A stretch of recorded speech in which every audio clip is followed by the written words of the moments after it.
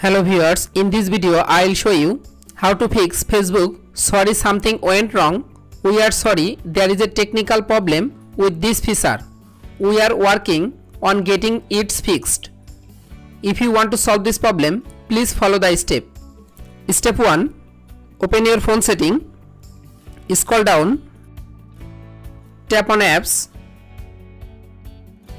Tap on manage apps. Search Facebook application. Tap on Facebook application.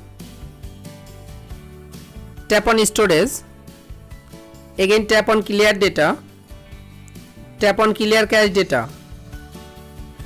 Step 2. Open Play Store.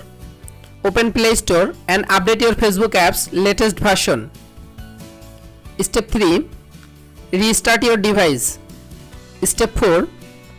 Again open your phone setting.